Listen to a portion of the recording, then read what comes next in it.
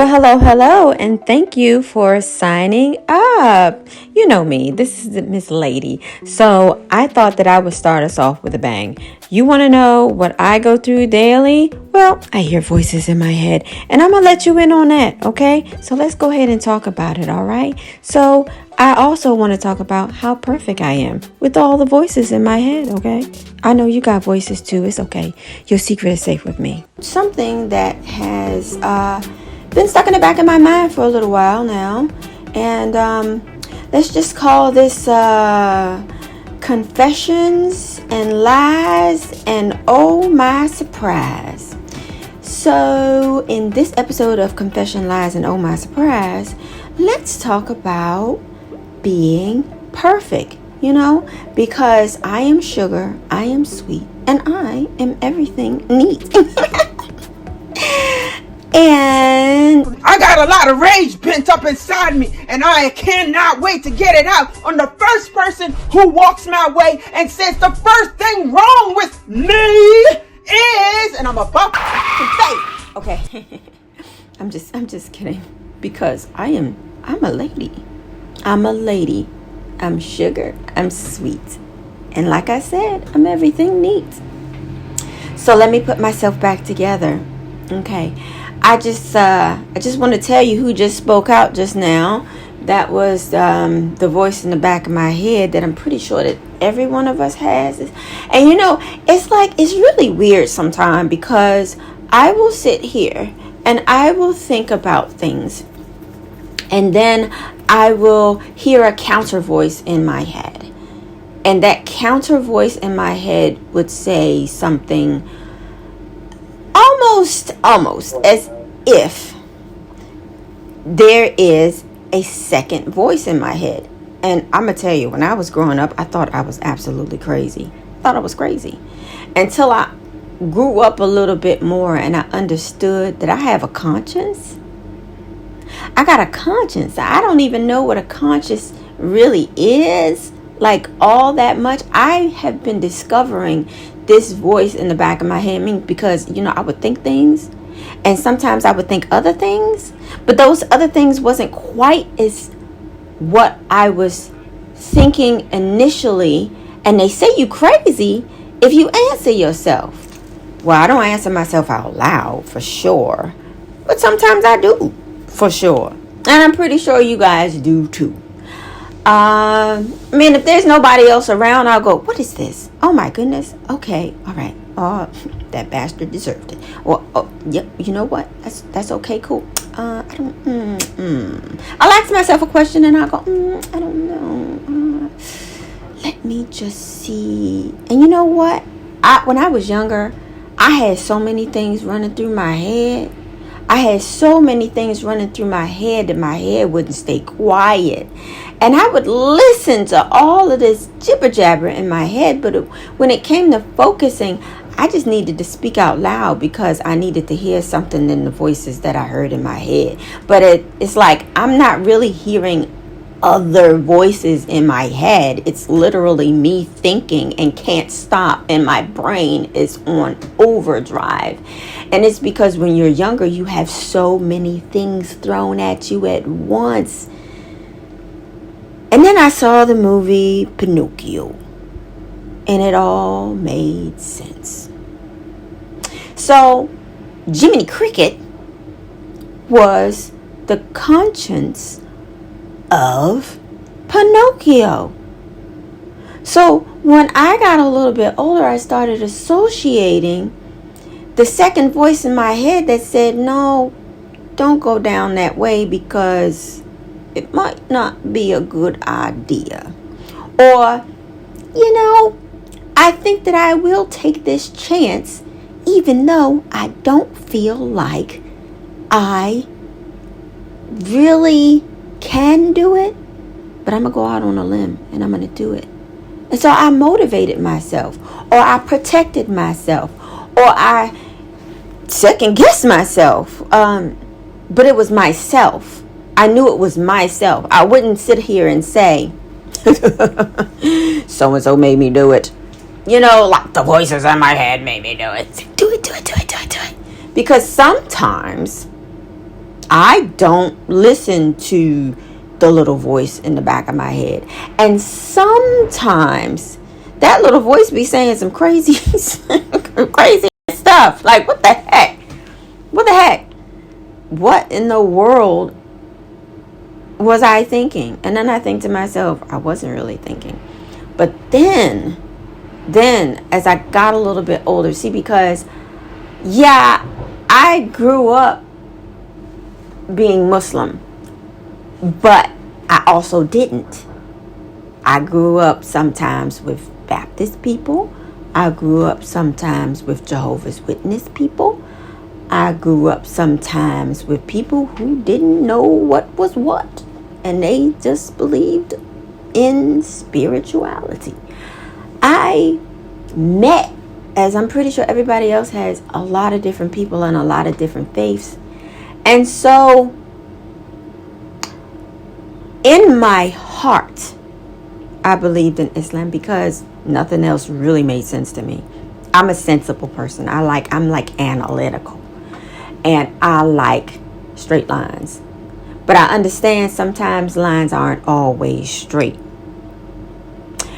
And so I also had a lot of time by myself. You know, sometimes I have a lot of people around me that I grew up with. But at the same time, I did spend a few years by myself here and there. So I got an experience of being an only child. And when you're an only child, you sit down and you just have you to play with. In my younger, formidable years, there was not too many females around. And I did spend a lot of time by myself. So what music do I listen to? I just turned on the radio, and I really wanted a female friend. I really wanted a friend. Like boys, I don't know. Sometimes they were weird. They scared me. I didn't know how to be around them all the time. And you know,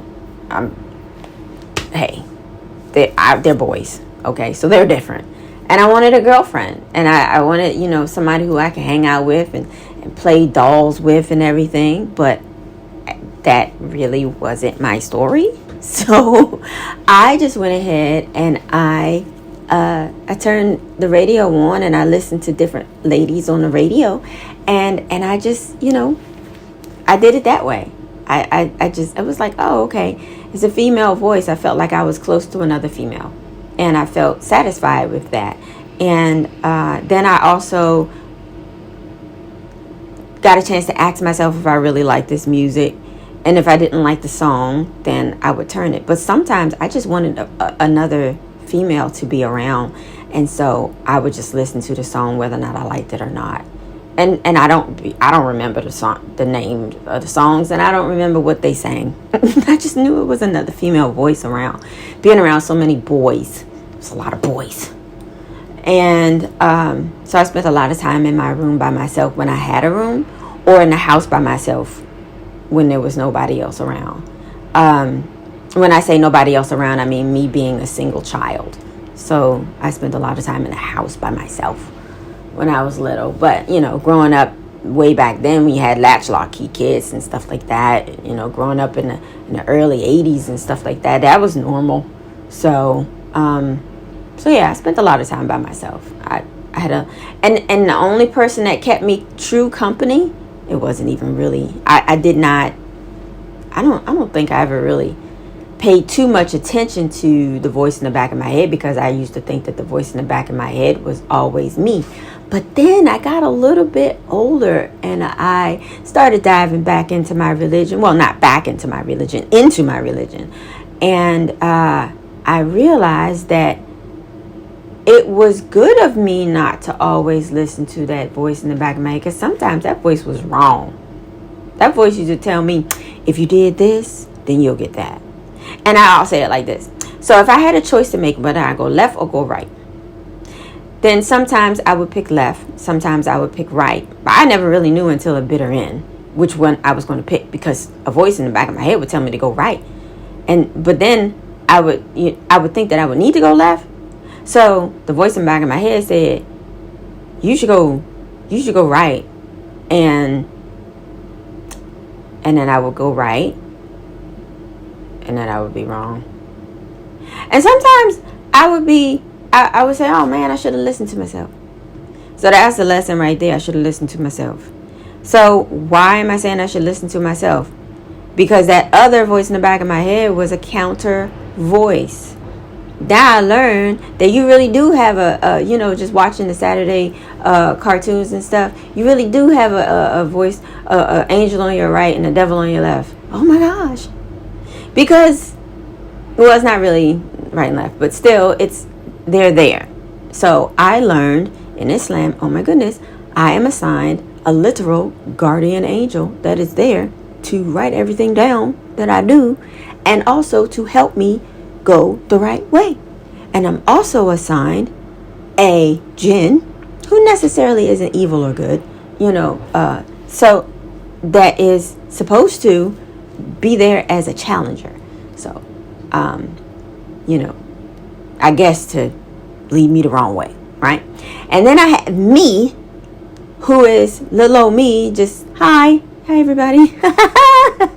Hi, Miss Lady, hi.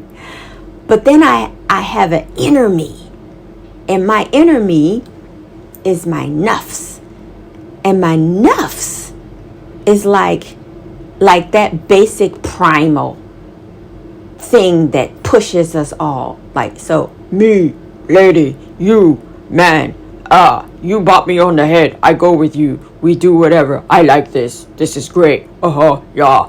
And that right there is my nafs, is something that I need to fight against. It's the things that challenge me. It's the things that says that, like, not just like primal, but things like, sex, good, yeah, do it, yeah. So it's like I have to fight against my body, which is a natural thing to want. I mean, like, so it's primal. It's like when I get a little bit older, and after you've gotten married, and after you've done the do, or maybe you don't get married and you do the do, and you actually find where there is pleasure in it. Because I don't know about you. I'll tell my virgin story another day. Maybe I won't. But it's like, you don't find immediate. I don't care. Too many women, we don't really find the pleasure in it, guys. We don't. It's not the wonderful thing. It's really not. It's like, okay, that happened, and why? Well, I know that was at least my experience. I wasn't really happy with it. I was just like, I don't understand why people do this. Okay. But, and it took me a while to actually find the pleasure in it. So, and that didn't come until literally I was getting divorced from my first husband. A couple of years later, after being married. Oh, boy. But then we also have these little things called hormones. And those little things called hormones is what helps out this nuff to tell the nuff that this is good and this is what I want. And this is it. It's really complicated. But it helps me to understand that I am not crazy, because I have all of these things going on. I have a little Jinn, or big Jinn, I don't know, around all the time telling me to, go on and do that bad thing. Go on, girl. And then I have a guardian angel with me everywhere I go, that is writing down everything I do, that is telling me, you really shouldn't do that. That's not proper. That's not ladylike. That's not godly. So, and then I have me, who is sitting up there thinking, tra-la-la-la-la, I'm going through my life. And then I have my primal me telling me, do it, along with the Jinn, do it. Now, if I was in a proper marriage, in a proper setting, in a proper, then that voice that goes, do Do it. I can listen to her or him all day long. It was not him, it's her. So I'm a her, so it's her. I can listen to her all day long. Do it. Even though sometimes she be gangster though. She be gangster like a dude. Do it. Do it. I'm going to take my husband and I'm going to throw him down and I'm going to do it however I want to do with him. And I'm like, yeah. Yeah. You married ladies out there know. So what I'm saying is, unless you have something that's really pushing you to do some crazy crap, you know, and I'm working on myself here. I'm trying not to cuss. So unless you have something that's like you can't help but to hear stuff in your head, like I'm not a schizophrenic person, so we're not schizophrenic. You don't have to run to the doctor and be like, I think I'm schizophrenic because something keeps on telling me to have sex and I just love it and it just keeps on telling me to do it. Unless it's, you know, different. I don't know. Maybe you do need to go to a doctor. But I know that I've sat back and I've done self-evaluations and I'm like, okay. And I'm like, okay, I'm not really nuts. That's my primal me going for whatever it primally wants. This is me having to fight my urges, and that is me, but not me, trying to tell me the right way to go about it. And that's just that voice over there that is telling me that I should just be a dirty little whore. And doesn't that make it sound like it's like inviting? Oh, you dirty little skanky whore, you. Oh. Right? Instead of, oh, you want to be correct and proper in the way you do things. So like that good voice kind of sounds judgmental, doesn't she? She sounds a little judgmental. She makes you feel bad. She puts you down. But that's not true. She wants the best thing for you. And it's best to listen to that voice. Even though sometimes it's kind of hard, you should listen to that voice, the good voice. Even though it's kind of hard sometimes to see the goodness in her, because she sounds so judgmental and she sounds like she's telling you the wrong thing when she's telling you to be sugar and spice and everything nice. So it's a good thing because sugar is sweet and we like sugar. We like sugar. If we keep on with mess, then that's all you're going to get is a pile of mess. Sure, it's fun while it's going on, but you have so many nasty, messy things that come from it. And it's never good in the end. You might get pregnant. You might have an STD. You might get tarnishment. You have a nasty attraction to this toxic individual. Then it's hard to break. You don't have goodness or blessings in it. But you have that moment. And that moment's not going to bring you good. It's just not. So, that little voice in the back of your head, your Jiminy Cricket, means well for you. And you can always test out to see whether or not the Jiminy Cricket is a godly, and I say that with quotation marks, godly voice, meaning a good voice, meaning like this is good, this is going to be very well for you, this is going to benefit you. By evaluating that particular option that's going around in your head and running circles in it, and you're not crazy, of is this a good thing Or is this a bad thing? Is this a naughty thing? And it's like, if it's a good thing, then it is good.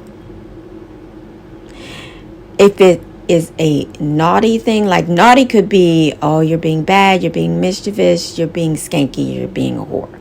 It could be a lot of those things. And this could go for men too. Okay, because I know I'm a lady and I know, but look, this is the modern approach to things because we are surrounded by so much filth and it looks tantalizing. Because when you a big girl, like I'm not a skinny girl. I'm not a fat girl. And look, fat is fat, all right? Fat can be P-H-A-T or F-A-T. Look, okay? There's no skinny girl that's ever called P-H-A-T. She's not. A P-H-A-T chick is probably like curvy or whatever. And I've been told no matter whether or not I wear hijab or not, no matter whether or not I'm in, full garb, you can see my body. Because that's just how shapely I am. It's a gift. And sometimes it's a challenge. I wouldn't say it's a curse. Because I don't think those things are curses. The God didn't curse me. Allah did not curse me with a banging body. But it's definitely a challenge. It's a fitna sometimes. It could be a fitna for me. It could be a fitna for somebody else. And it's how I go about my life with the ups and the downs that show or prove to myself, because I don't do things for other people, whether or not I'm on the right path. So like I try my best to follow what the Quran says. I try my best. I'm not the best. I'm not perfect. I am not perfect. But people expect me to be perfect.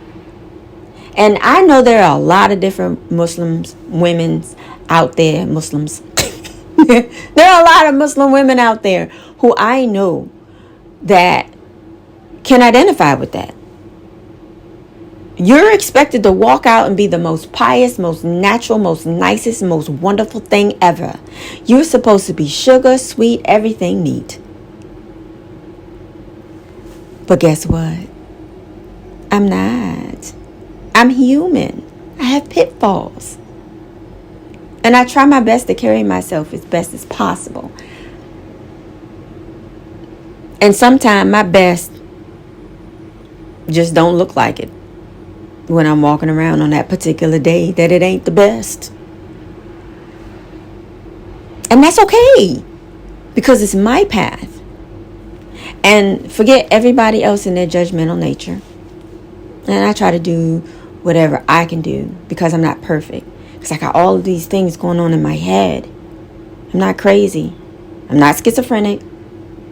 I have all of these things going on in my head, telling me to do it, telling me not to do it, telling me to do this, telling me to do that. And I have other people telling me how I should be and everything. Look, I can listen to what people say. I can jot it down in my notebook, but I don't have to do what other people say. Unless I sit back, I think about it, I hear it, I jot it down in my notebook, and I decide whether or not it is the best thing for me or what I should do, because they have given me a suggestion, a piece of advice. And that's it. And I need to give myself grace to know that I am the best that I could be. And I'm not perfect. And Jiminy Cricket could be the devil. He could not be. Maybe. I don't know. But let's see. All right. Join me for another round.